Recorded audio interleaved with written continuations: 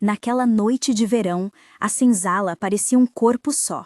Risos abafados, ressonância de tambores, o cheiro de mandioca assada e de fumaça que subia em faixas pálidas pela fresta do telhado. Luía se movia entre as colchas e os sofás improvisados, sentindo o calor prender-se nas costas, como se o próprio ar retivesse segredos.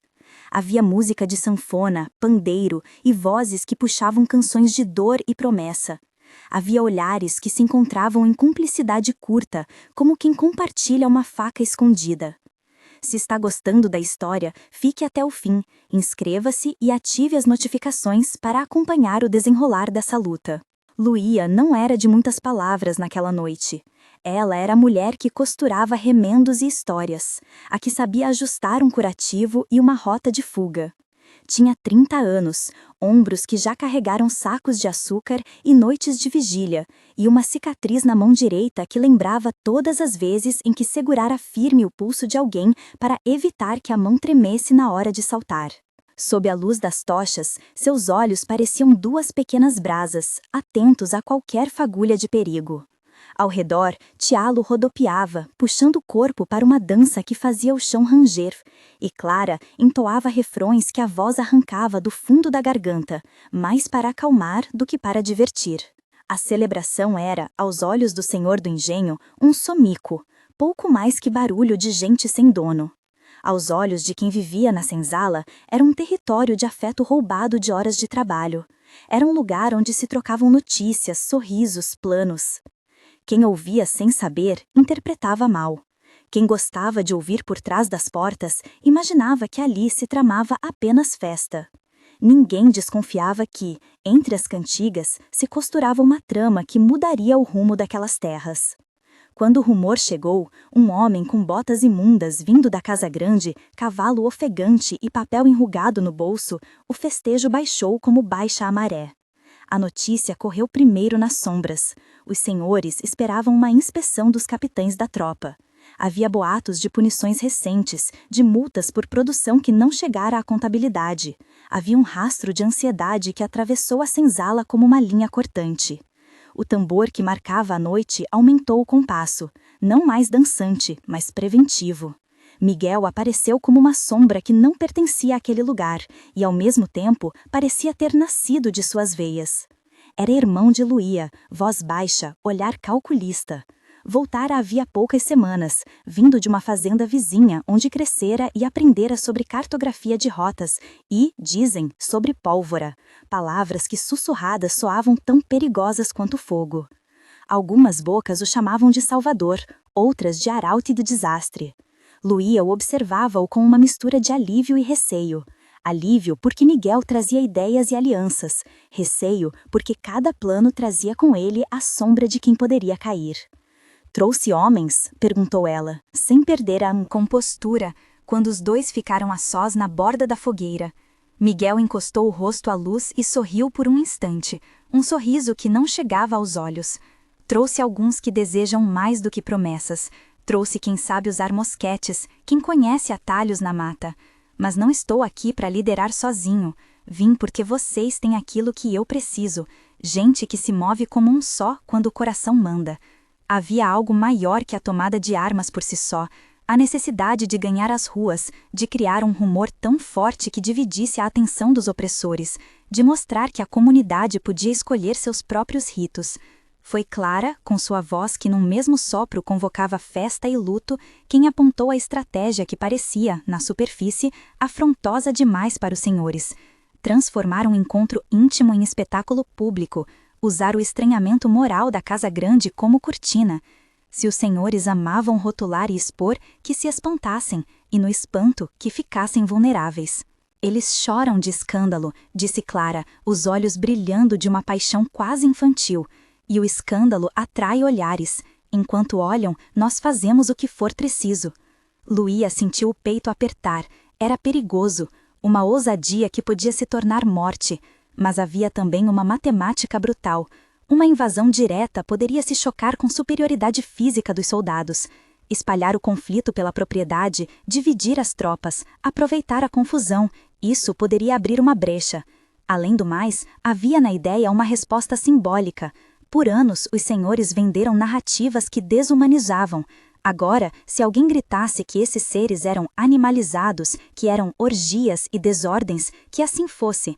As palavras voltariam para quem as pronunciara, mas com um reverso que ninguém esperava.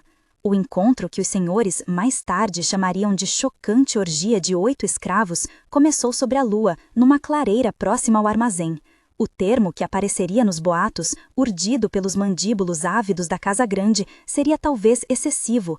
Orgia carregava peso que a senzala sabia bem manipular. O estigma virava arma. Eram 8 no início, número combinado mais por logística do que por liturgia, e todos eram adultos que escolheram assumir o risco. Não se tratava de um desenfreio de corpos por pura volúpia, tratava-se de uma encenação calculada, de um rito político revestido de provocação. Eles fariam um cortejo, uma dança, uma simulação de entrega do próprio corpo ao gozo, para que os homens da Casa Grande se arredassem às portas, dessem gargalhadas e, ao mesmo tempo, expusessem seu despudor moral. Luía ficou no centro, como uma pedra redonda, não movia os pés mais do que precisava. Ao seu lado, Tiago puxava o fio do tambor com uma precisão que lembrava o bater do coração de alguém que corre. Havia suores que cheiravam a raiz e a cerveja barata que seus donos nunca beberiam, e havia, sobretudo, a cadência de quem promete. Se um cair, os outros manterão o ritmo. Tiago, que era o primeiro a se lançar nas danças que distraíam fiscais e visitantes, arregalou os olhos para Luía num gesto que dizia sem palavras. Lembrem-se, murmurou Miguel, mirando as casas da fazenda onde a luz ainda tremia nas janelas, não é por prazer que fazemos isto, é por sinal. Quando as portas se abrirem por curiosidade, vocês saberão para onde mirar. O armazém é a meta, a pólvora ali, em barris que nunca foram contados. A clareira estava enfeitada com troncos queimados e folhas, as tochas cravadas eram palitos que cuspiam luz. A dança começou como festa, palmas, vozes que subiam e desciam num chamado antigo. Aos olhos de quem via sem entender, aquilo poderia ser prazer. Aos olhos de quem viu, era a luz de um plano maior. Aos poucos, a performance virou quase sagrada, um renovar de votos. Havia gestos que imitavam correntes se rompendo, movimentos que simulavam o ato de tirar capas, tudo isso calculado para que os guardas, curiosos ou escandalizados, viessem ver. Na Casa Grande, é provável que o dono tenha observado primeiro da sombra de sua varanda, o que fazia parte do plano. A arrogância dos que mandam garante que quando algo lhes parece degradante, a curiosidade os vence. E, na verdade, quando os homens da tropa se aproximaram, tomados por risos e bebedeiras, o que encontraram foi uma cena que lhes ofereceu igualmente motivo de escárnio e de cautela. 8 corpos que, com olhos firmes, devolviam o olhar de quem olhava para humilhar. Foi aí que o termo circulou. Mais tarde, a palavra orgia rodaria as mesas, inflaria papéis e boatos. Dizia-se que era uma afronta à moral, que se devia punir. Mas naquela clareira, o que se selava era outra coisa, um pacto de sangue e de fuga, uma coreografia que, em seus passos, trazia a direção do armazém e as rotas da mata. A chocante orgia seria a cortina que abrira caminho para o que veio depois. Quando a confusão tomou corpo, quando risos roucos se transformaram em gritos de comando, Miguel puxou Luía pela cintura e os 8 se dispersaram como se fossem sombras de uma fogueira. Nas emendas dos caminhos entre capinzais e cercas, zoeiras e ordem se misturavam. Um soldado notou um movimento estranho e apontou o mosquete. O som do estalo parecia maior que o próprio céu. Luía sentiu um calor súbito que não vinha apenas do fogo, era um medo, era a consciência de que dali não haveria retorno fácil. Vai, Tiago soprou, antes de desaparecer por um atalho conhecido só por ele. A operação para o armazém foi rápida. Devem ter sido minutos que se arrastaram como horas para quem ficou na clareira, e para os que avançaram, o tempo parecia ter encolhido. Barris cheios, portas trancadas, a sensação de tocar o que era proibido. Luía, com os dedos que conheciam nó e puxada, abriu cadeados e empurrou portas cheios de cheiro de madeira velha. A adrenalina soltou por um momento o nó na garganta que anos de servidão lhe havia imposto. Mas nem tudo correu idealmente. Um jovem que acompanhava Miguel, um menino de olhos grandes e nome que ninguém decorou direito, caiu num tropeço ao cruzar a linha do pátio, e um estalo, seguido de um grito, arrancou a noite. Luía ouviu o som do corpo ao chão e sentiu o peso do mundo cair sobre seus ombros. Não havia necessidade de gore para saber que algo havia mudado. O plano tinha custo. O menino, que era rosto e esperança de alguém, caiu e foi recolhido sem pompa, sem espaço para dor mostrada. O que contava era que cada queda arrastava um corte no tecido daquele sonho. Miguel, com a face tensa, ordenou recuo. A retirada foi orquestrada. Fumaça dissimulada, passos duplicados, vozes que tentavam parecer vigílias de festa. A sensação de vitória era misturada à da perda. Clara, ao ver o menino ser coberto de pano, chorou num canto e ninguém fez dela espetáculo. O luto era íntimo, mas também um laço que fortalecia quem ficava. Para Luía, a dor foi racionalizada. Cada perda acendia a necessidade. O preço era real, a causa maior. Ao distante, entre as folhagens, soldados ainda perambulavam, e o eco de seus passos parecia decidido a não morrer. Havia, no entanto, uma nova coisa que os senhores não podiam dominar apenas com ordens. A rede que se formara entre as senzalas vizinhas, as mensagens passadas em código simples, a coragem que vira ritmo de tambor. O boato que sairia na manhã seguinte, chamando aquilo de chocante orgia, era apenas a superfície. Debaixo havia ferro, pólvora e um plano de fuga para a mata, onde a floresta prometia abrigo e, quem sabe, liberdade. No dia seguinte, as palavras circularam, a casa grande embrenhada em discursos, os padres cochichando sobre degradação, os contos de taverna informando o que viria a ser notícia. Para os senhores, a humilhação era pública. Para os escravizados, a mesma notícia era uma arma. Eles aprenderam a ler os jornais e as conversas alheiras como quem lê vento, sabendo onde soprar e onde se abrigar. Enquanto isso, Luía e os outros se reorganizavam em silêncio, cuidando dos feridos, discutindo rotas, preparando sacos com mantimentos furtados e reparando as vozes feridas. Miguel não foi isento de críticas. Alguns o acusavam de arriscar demais, outros de vagar por vaidade. A relação entre ele e Luía vacilava em cordas tensas. Havia discussões acaloradas ao redor de uma panela mal lavada, palavras duras que se dissolviam em abraços noturnos. Luía o amava, é verdade, mas seu amor vinha entremeado de responsabilidades. Não era um amor para roubar exércitos, era um laço que media escolhas, salvar a família ou armar o mundo para que todos tivessem o direito de acordar por si. Nós não podemos arrastar toda a gente por vaidade, Miguel, disse Luía numa madrugada em que as estrelas estavam serrilhadas. Não posso olhar para crianças e dizer que escolhemos isto por beleza. Miguel segurou sua mão, como se quisesse segurar também o futuro. Não se trata de vaidade, trata-se de abrir portas. As pessoas precisam perceber que podem escolher mover-se. Se eu fico, se eu não tento, ninguém jamais saberá que é possível. Conflitos internos varreram o grupo. A necessidade de proteger a família, a fome de justiça, as dúvidas sobre quem podia ser sacrificado. Clara, que antes cantara para acalmar, agora gritava com a mesma intensidade, cobrando decisão sem trégua. Tiago, que mostrava coragem nas danças, guardava noites em que tremia por dentro. Os laços testavam-se nas pequenas ações. Quem vigia, quem dá comida ao ferido, quem divide a última porção de farinha. Houve também traições em menores proporções, não necessariamente de pessoas que mudaram de lado, mas de boatos que faziam rota certa para ouvidos perigosos. Uma carta trocada por mãos inocentes chegara às mesas erradas, e a ordem de reforços começou a ecoar. A tropa que se preparava era o espectro que caminhava cada vez mais para perto.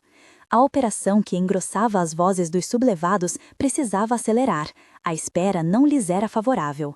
A palavra orgia, escrita por mãos de donos para demarcar o erro moral dos outros, tornara-se, ironicamente, um sinal. Quando as mulheres e os homens da senzala repetiram entre si o rótulo em tom ácido, transformaram-no em gondeira. A linguagem opressiva foi apropriada. Orgia passou a significar algo que não era pecado, mas coragem de expor o corpo e o direito de decidir.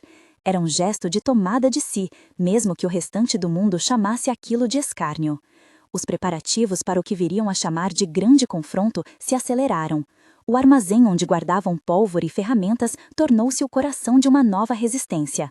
Havia planos de abrirem os portões no momento em que os senhores se ocupassem em apagar o incêndio simbólico, os nossos tambores, as nossas danças, as nossas bandeiras de pano, e que a massa que se metera em espetáculos olhasse para o espanto em vez de para o perigo.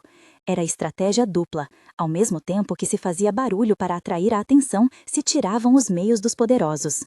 Quando eu digo agora, ordenou Miguel numa reunião junto à velha moenda, é porque já contei passos e fiz mapas. Tiago, você corta o fio para que a locomotiva do engenho pare. Clara, você é voz. Luía, eu quero que você tome a frente na clareira. Pessoas vão seguir você. Você sabe falar sem que a voz lhe fale. Ela sentiu as palavras como uma pedra lançada contra vidro. O som fez-se quebradiço, mas mantinha a forma. Luía sabia que liderar significava carregar faces nas costas. Não era glória, era burrice se a liderança viesse com o risco de funcionar apenas como sinal para quem não desejava mudança de verdade. Os dias que seguiram foram de silêncio, que pareciam lâminas. Por um gesto só, ergueu uma mão e gritou palavras curtas, precisas, uma ordem, um pedido, um nome que nenhum dos soldados esperava ouvir. Por um instante, o ruído do mundo diminuiu. Tambores, tiros, vozes, tudo subjugado ao peso daquele comando. Foi o suficiente. Um soldado, voltado para outro rumo, olhou para ele com desconfiança. Outro, que avançava sobre Miguel, hesitou. O estranho correu como quem conhece o chão de memória e, antes que alguém pudesse atirar novamente, lançou-se entre o homem e a baioneta. O impacto empurrou Miguel para o lado, a lâmina raspou o ar. Um estrondo seco, um tiro e o homem caiu, agarrando-se ao ombro como se ali estivesse a raiz do próprio ser. Houve um ruído de dúvida entre os atacantes. Dúvida é arma perigosa em campo de batalha, faz com que quem manda olhe de novo para o mundo que deixou para trás. Miguel, cambaleando, conseguiu puxar o corpo do homem para trás de um toco e, com a boca seca, berrou para Luía. Vai, agora! Luía não olhou para trás. O tambor de Tiago, rasgado e firme, impôs uma cadência que parecia dobrar o peito de quem o ouvia. Vários dos que fugiam deram-se conta de que podiam transformar o medo em movimento. O plano, a confusão, a tomada do armazém, a fuga, ganhou 1 segundo de vida.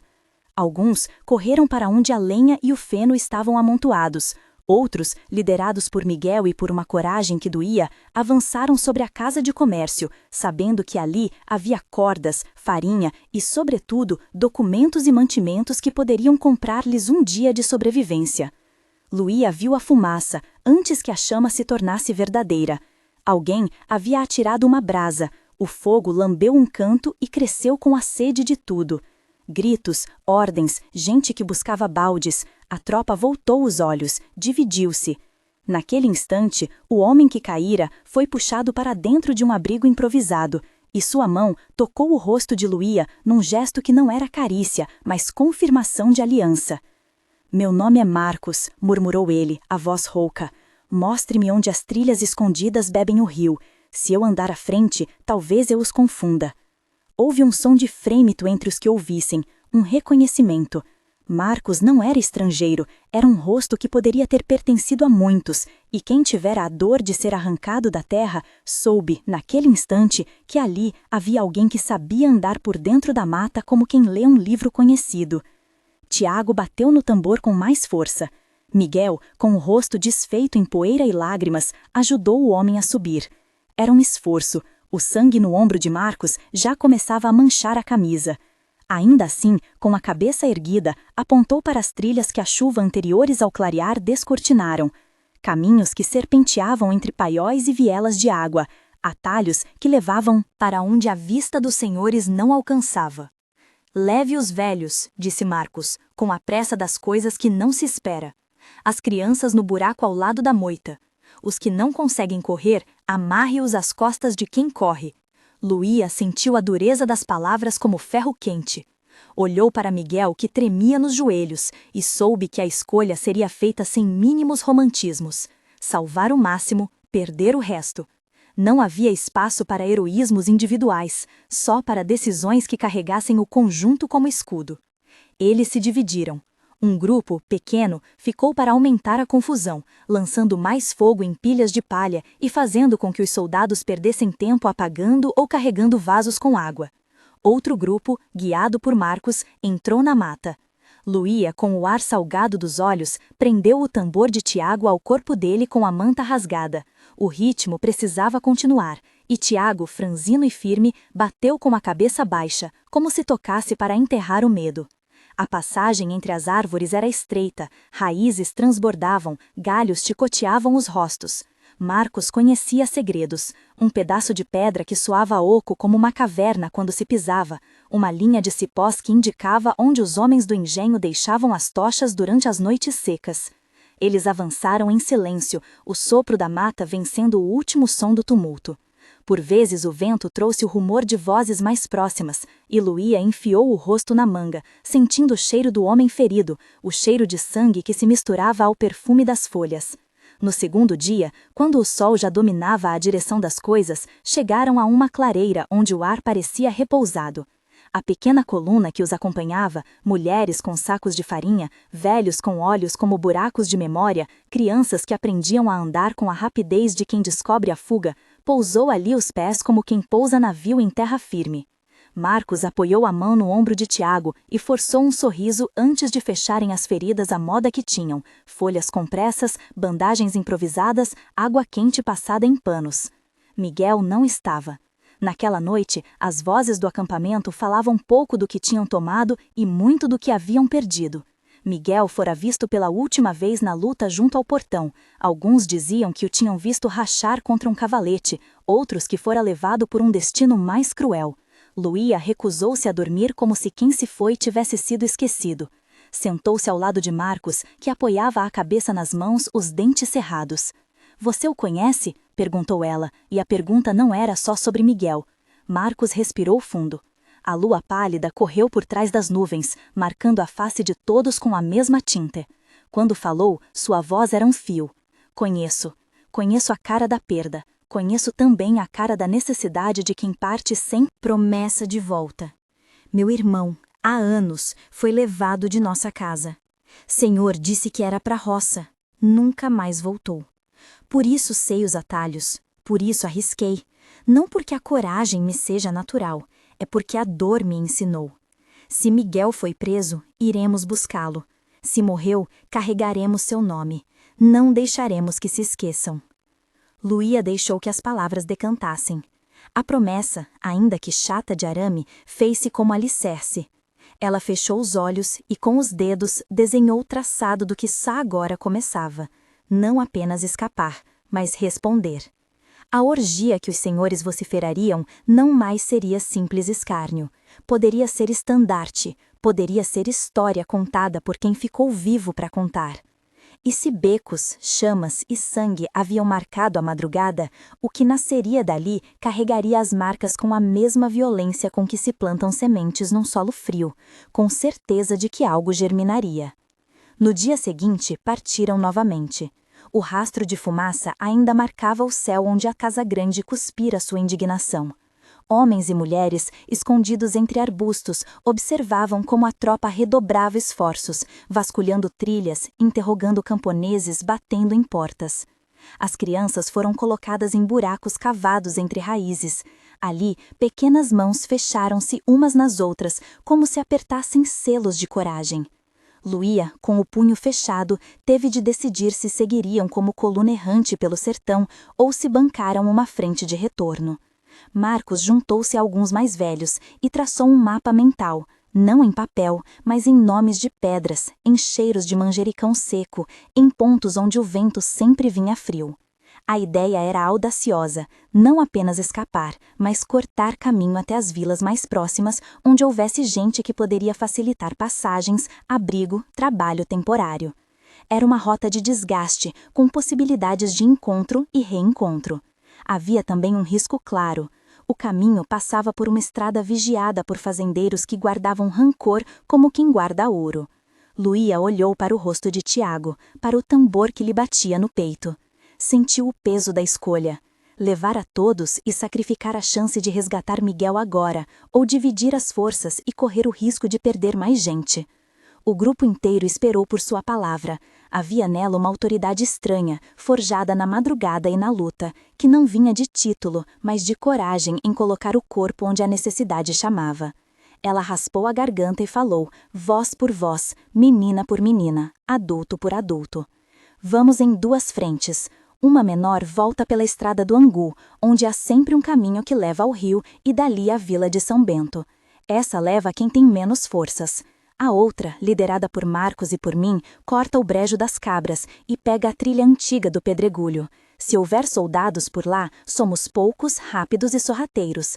Se Miguel foi preso, teremos de saber onde o levaram e, se não o sabemos, devemos alcançá-lo onde quer que esteja. Ninguém disse não. O acordo foi selado com um aceno de cabeça, com um aperto de mãos trêmulas. Tiago bateu no tambor como quem abre um compasso. O ritmo daquele gesto atravessou o vale e alinhou o passo de todos. Quando partiram, Marcos olhou para Luía e disse, quase sem som: se o destino nos pedir um preço alto, que seja cobrado do meu corpo. Faço essa promessa por meu irmão e por aqueles que não têm voz. Luía segurou a mão dele por um segundo. Não era um pacto formal, mas bastava. A mata, de novo, engoliu-os com sua sombra antiga.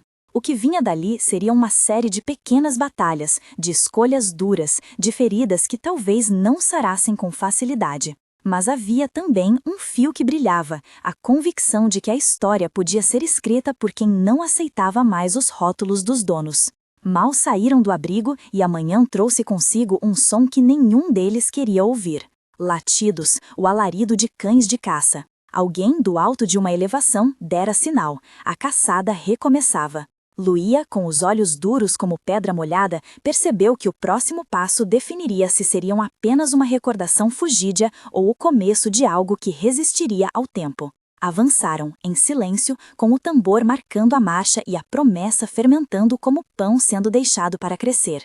Ainda havia muito por pagar, muito por ganhar, e cada rosto naquela fila era a página que o vento exigia que se escrevesse com coragem. Os latidos vinham mais próximos, uma corda de som que puxava o ar. O bando congelou. O tambor de Tiago cessou como se alguém tivesse apagado a chama de uma vela. Havia naquela interrupção a medida exata do pânico. 23 pares de olhos buscando qualquer fresta de fuga, qualquer dobra na mata que permitisse um passo sem barulho. Silêncio, sussurrou Luía, a voz cortando o medo como lâmina. Peguem as crianças, rápido. As crianças, sujas de terra e sono interrompido, foram comprimidas em bolsos de sombra entre as raízes e o musgo. Um menino tremeu, mas segurou o pedaço de lã que lhe dera a avó. Uma menina colocou o rosto no colo de uma mulher que cheirava a fumaça e remédio. Os adultos se espalharam como fumaça, braços e passos medidos. Marcos empurrou a moita, abriu caminho. Tinha nos olhos a mesma severidade do dia em que jurara o sacrifício. Olhou para Luía e ali estavam todas as decisões do mundo. Coragem, medo, dever. Ela assentiu, curta, sem palavra. Sabia que, se decidissem por confronto frontal, pouco sobraria que não fosse cinza. Do alto da ladeira, através de uma fresta de folhagem, avistaram os cães. Não vinham sozinhos, 2 cavaleiros com chapéus largos e capas sujas de barro. Atrás deles, um corpo curvado sobre uma sela, talvez outro prisioneiro, talvez não. O sol inclinava-se, queimando o céu, e sobre aquela luz tudo parecia mais urgente, como se o tempo estivesse a fio. Marcos fechou os punhos. Posso atrair a caça, disse. Levo uns 2 com os cães. Vocês descem a encosta e vão pela vereda do velho pau-ferro. Ali há brejos, o cheiro confunde os cães. Quando eu bater na roça, Theo vai fazer o som do tambor. Eles virão para nós. Luía recusou com o olhar e aceitou com o peso. Não havia plano perfeito, havia apenas o que era possível. Ordenou que Tiago não fizesse batidas longas, um compasso curto, intermitente, como quem bafeja um sinal de neblina. Marcos arrancou uma faixa de couro do cinto, amarrou-a na cintura como se prendesse um destino. Saía com 3 homens à sua sombra. Theo, dos olhos brancos como casca de coco, que conhecia atalhos, Isa, magra e rápida, e Bento, que chorou silenciosamente antes de partir porque sabia que o sacrifício tinha um gosto salgado. Luía viu-os sumir pela trilha como se tivessem sido engolidos por uma ferida na mata. A marcha dos cavaleiros encurtou o espaço. Um dos cães farejou algo e lambeu o ar, excitado. Os homens da fazenda trocavam ordens curtíssimas, falavam com a confiança de quem mantinha o poder sobre outros vivos. Havia rir contido, um som de metal, o choque de esporas. Marcos apareceu pelo lado da estrada, como prometido, com passos largos, chapéu na mão, voz de homem que implora. O estratagema funcionou. Uma parte do voo de caça virou-se para ele. Um cavaleiro puxou as rédeas, os cães arrastaram a guia e correram, como se tivessem um destino marcado pelo cheiro. No instante em que o combro dos cães virou, Luía ordenou a saída. A coluna deslizou pela encosta, entrelaçando-se com o brejo. O cheiro do manjericão seco que Marcos memorizara subiu como promessa. As folhas arranharam as pernas, as pedras roçaram os pés. Tinham de ser sombra entre sombras. Mas, além do curvar da trilha, viram uma cena que gelou a garganta. Uma carreta de madeira, puxada por 3 mulas, parou junto a uma casa de taipa. Havia homens armados à volta, 2 com tochas e, sobre a carreta, uma figura conhecida. Miguel, cabisbaixo, as mãos atadas nas costas, a roupa rasgada e o rosto embaçado pela lama. Sua presença parecia menor, encolhida, mas suficiente para acender em Luía uma fúria que não cabia no peito. «Miguel!» Alguém chamou baixo, e a palavra saiu como pedrada. Marcos, que caminhava distante e fingira atrair os cães, voltou em corrida. Era um risco bruto, dividir-se e tentar um resgate às claras, com o risco de que todo o engano se rompa. Mas quando se viu diante da carreta, Marcos não hesitou. Saltou, os pés encontrando o chão duro da estrada e fez um gesto como quem arranca uma chama. Theo e Isa foram com ele, olhos arregalados, prontos para o que viesse. Luía viu a cena abrir-se em sua frente como a boca de um abismo. De um lado, a estrada com Miguel exposto. Do outro, a trilha que levava as crianças e os fracos para São Bento. Se fosse até lá, poderia perder todos. Se não fosse, perderia a si mesma. A decisão saiu de dentro com o mesmo ruído de sempre. Não houve tempo para cálculo, apenas para ação. Ela mandou Tiago com o tambor e 2 homens percorrerem uma volta maior pela vereda. O som do tambor não era mais chamado a marcha, era cascata de confusão. Tinham de criar ruído suficiente para que os cavaleiros suspeitassem de outra direção. Marcos alcançou a carreta e, com mãos que sabiam lutar, tentou soltar as cordas que prendiam Miguel. Os homens da fazenda perceberam-no ao mesmo tempo. Um deles lançou uma corda que roçou o pescoço de Marcos. O choque das mãos, o barro sobre os pés e um grito cortado. Um golpe veio do lado e Marcos caiu no pó. Miguel ergueu a cabeça e por um segundo os olhos dos 2 encontraram-se. Era um reconhecimento mais alto que qualquer palavra. Marcos tentou empurrar, recebeu murros, cuspes. Theo avançou, mas uma haste de ferro o encontrou primeiro. Isa conseguiu cravar a faca no joelho de um dos guardas e soltar um grito de dor. O tumulto foi curto, como um trovão em tarde preguiçosa, mas suficiente. Então algo aconteceu que ninguém havia previsto. Mais homens surgiram por trás da casa, como se a terra os tivesse vomitado. Eram faces conhecidas da vila, os capatazes, rostos marcados por uma servidão que se mostrava agora como violência. Um deles pegou uma forquilha e empurrou Marcos com a ponta. Marcos resistiu, tentando ainda agarrar Miguel. As mãos tocaram, procuraram o nó. Um terceiro homem bateu como o cabo de um rifle na cabeça de Theo. Theo tombou. O som do impacto rangia como sino. Luía ouviu tudo como se pelo lado de fora do corpo. O golpe, o ranger da madeira, o grito abafado de Miguel. Correu. Ao chegar, viu Marcos já preso por cordas, os olhos fechados por sangue. Miguel, ainda sobre a carreta, inclinou-se para frente e sussurrou algo que ninguém ali ouviu direito. Talvez um nome, talvez uma ordem. «Soltem-nos!» gritou Luía, com uma voz que não parecia humana, mas uma coisa que exigia justiça. «Soltem-no agora! Levem-me em seu lugar se for preciso! Levem-me!» repetiu, e a palavra repetida veio com a força de alguém que pretende pagar um preço. O homem com a forquilha sorriu, um sorriso que não conhecia rosto humano. «Mulher de bando», disse. «Quem dará a garantia? Onde está o ouro? Onde estão as cabeças que nos devem?» Luía não ofereceu ouro, ofereceu presença, ofereceu o corpo e a história que carregarão marcas de repressão, prova do que era possível. Havia naquela oferta probabilidades de livramento. Havia também a resposta do mundo. As cordas apertaram-se e um soldado, mais jovem, com mãos que tremiam, empurrou um cinto de lona entre os dentes de Marcos. Este deixou escapar um ruído, como um animal ferido, e ergueu ainda os olhos para Luía, feito pedido e proclamação. A tração da corda puxou Marcos para a carreta. Lorenzo, o capataz maior, que tinha costas largas como uma trave, enfiou-o embaixo, amarrado. Miguel foi arrochado por outro homem. Luía tentou um avanço, tocou o dorso de Marcos com a ponta dos dedos, e naquele toque, Marcos encontrou força para sorrir, um gesto minúsculo de promessa. Não o deixaremos, disse ela, voz quebrada e porém firme. Não o deixaremos. Mas os homens da fazenda já se moviam, preparando-se para retirar a carreta rumo ao poente, onde ficava o curral e a senzala provisória. Haviam percebido que um confronto maior poderia atrair outros vizinhos. Tinham pressa e crueldade. A pressa era o cavalo, a crueldade o estribo. Antes de partirem, o homem alto olhou para Luía e cuspiu no chão, feio. Leve-os, disse, e diga aos seus que esta terra tem donos, que não se esqueçam disso. A carreta começou a mover-se. Marcos, com a cabeça batendo contra a madeira, esticou a mão como quem quer tocar o céu.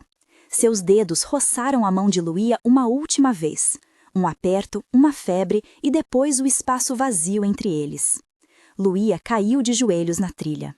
O tambor de Tiago batia mais lento, como quem marca luto. A coluna que ela liderara fraquejou, dividida entre o desejo de seguir e a necessidade de salvar os mais fracos. As crianças choravam baixo, encolhidas em esconderijos que agora pareciam cavernas pequenas. Um velho, que se chamava Januário, cuspiu sangue e falou o que todos pensavam em silêncio. Se ficarmos, morremos todos. Se fugirmos, morre quem ficou. Se não fazemos nada, morre a esperança. Luía ergueu o rosto e olhou a estrada onde a carreta sumira. Havia na garganta um gosto de ferro e no peito algo que não podia render-se, uma promessa feita na madrugada, um juramento de que a história seria contada pelos que resistiam. Não, disse ela, com a voz recobrada num fio, não termina aqui. Eles levaram-nos a corpo, mas não nos levaram a alma. Vamos até São Bento, reagrupamos e voltamos por eles. Tiago apertou o tambor como quem prende uma dor. Voltaremos, repetiu ele, mais para si que para os outros. Voltaremos e os tiramos. Enquanto recolhiam as crianças e penteavam a mata com olhos que olham agora cada dobra como possível abrigo, Luía guardou o último toque de Marcos entre os dedos. Era como segurar o calor de uma pedra. A promessa era agora mapa e ferida. Havia o reconhecimento de que perder um dos seus era preço que o mundo cobrava, mas havia também a certeza de que não aceitariam essa cobrança como sentença final. Partiram em silêncio carregado, a coluna feita de corpos que levavam dentro a chama de alguém preso numa senzala. Carroça. O som distante de um chocalho e de vozes tornava-se pequena partitura para o vento. Luía olhou para trás uma vez, para o lugar onde Marcos fora tomado, e o rosto endureceu num plano de batalha que ainda precisava ser desenhado. Não havia lágrimas naquele olhar. Havia estratégia e a promessa de que a próxima vez não veria uma carreta levando os seus. Eles sumiram pela vereda do pau-ferro, levando consigo o tambor mudo e o juramento de que a história pediria conta. Havia naquele movimento a semente de algo maior do que o medo, a certeza de que justiça seria cobrada, a qualquer custo. E se o preço fosse alto, já sabiam que alguém o pagaria. Contudo, aquela noite exigia prudência. Precisavam de aliados, de novas rotas, de remessas de carne e de remédio. Precisavam, sobretudo, de tempo. O vento trouxe até eles um cheiro de carvão e de pão. São Bento, com suas casas baixas e um padre que não fechava a porta, podia ser abrigo, ou armadilha. Luía apertou os ombros das crianças, e a coluna inteira apertou o passo, levando no corpo a marca das mãos amarradas e a convicção de que a liberdade exige preço. E enquanto se afastavam, no alto da estrada, uma figura recortou-se contra o horizonte, Lorenzo, montado, despindo-se das sombras como uma sentença. Olhou para trás, para a linha escura que a mata fazia na planície, e sorriu com a certeza de que aquela noite fora apenas uma perda, não o fim. Luía ouviu o sorriso de longe, e nele encontrou combustível. Levantou o queixo. Não era só vingança que ardia, era responsabilidade. Por Marcos, por Miguel, por todas as mãos que ali haviam costurado a promessa. E assim, com a lua vindo, caminharam para São Bento, sabendo que o resgate exigiria mais rostos, mais planos e, talvez, o derramamento de sangue que não desejavam, mas que se impunha como parte do preço. Havia, contudo, uma coisa que não poderiam perder, a capacidade de reunir apoio, de transformar medo em organização. E Luía sabia que para isso precisariam voltar não como fugitivos, mas como rede. Nas sombras da noite, Marcos foi levado para onde as luzes eram menores e as portas mais firmes. Ao atravessar um curral, fugiu um pequeno pássaro que sobrevoou a cena e deixou a sua canção curta no ar, como um delicado mesmo no meio do cruel. Marcos agarrou aquela canção e, mesmo amarrado, murmurou o nome de Luía, como quem chama pelo sulco onde o coração se aninha. Do lado de fora, a coluna respirou e seguiu. O futuro era uma estrada que se abria com muitas bifurcações. Luía sabia que a hora do retorno seria uma hora de guerra, mas não de desespero. Havia esperança, e esta se alimentava de promessas. E promessas, ao que parece, eram a única moeda confiável naquele chão. São Bento abriu-lhes o colo como quem recebe feridos, não curioso, mas pesado de compaixão. O padre esteve na soleira com as mãos manchadas de vinho e sabão. O alpendre cheirava a lenha e a oração. Não perguntou quem era culpado, nem se houve erro. Perguntou apenas quantos vinham e quantos tinham perdido. Luía contou com a boca seca. Januário recitou em números, como se essas coisas precisassem de contabilidade para existir. Crianças, mulheres, homens, um ferido que cuspira sangue. O padre não fechou a porta, empurrou-a ainda mais aberta, e a casa paroquial converteu-se em abrigo improvisado. Havia no povo de São Bento um costume antigo de não virar as costas a quem chama. Alguns trouxeram mantas, outros trouxeram um pouco de comida fervida em urna de ferro. Uma mulher de dedos calejados deu um frasco de essência forte para as queimaduras de quem havia sido açoitado. Crianças foram acomodadas no altar lateral, onde o manto velho servia de colchão. O tambor mudo foi colocado junto à parede, como um relicário de promessas não cumpridas. Ninguém tentou consolar Luía com palavras fáceis. Olharam-na como se a valentia dela fosse um espelho de sua própria obrigação. Lorenzo tomou a palavra antes que Luía pudesse ordenar a assembleia. Montado chegara com a noite, mas mantinha um ritmo de comando que a pobreza não conseguia ocultar. Trazia o poncho salpicado de poeira e o olhar de quem já vira execuções ao longe e não por isso se tornar insensível.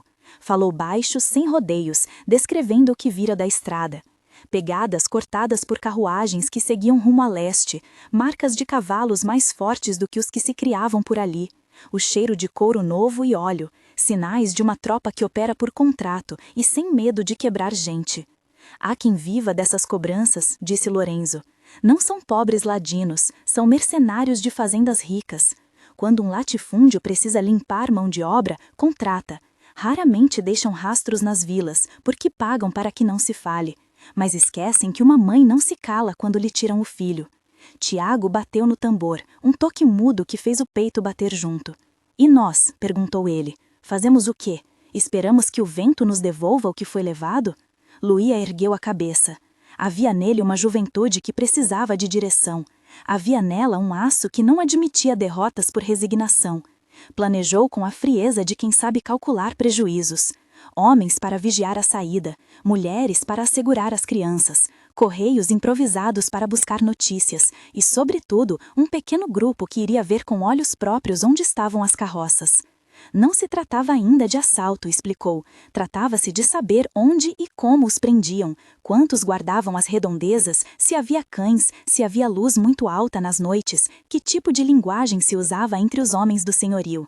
Precisamos de um nome, murmurou Januário. Um ponto de referência. Não dá para atacar um sonho.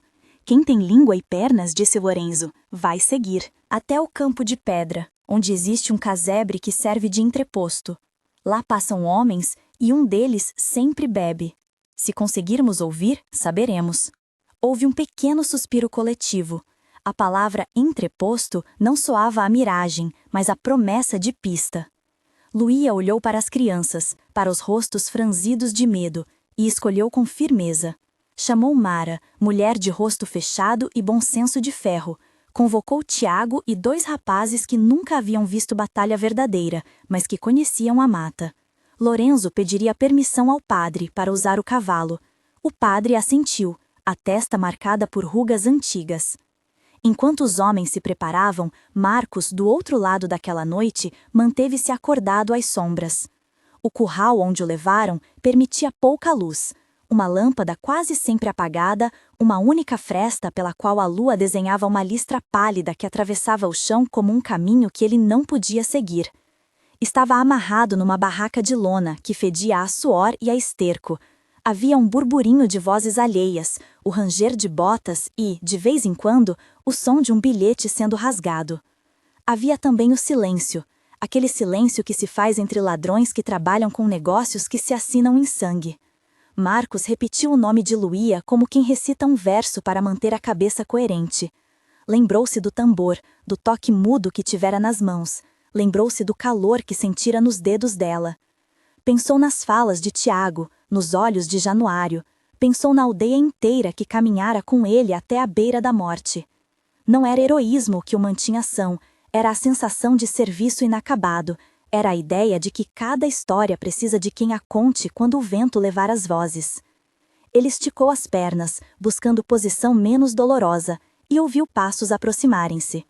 Do lado de fora do curral, um dos homens lançou um palavrão, a fala dura que identifica quem não tem medo de ser cru.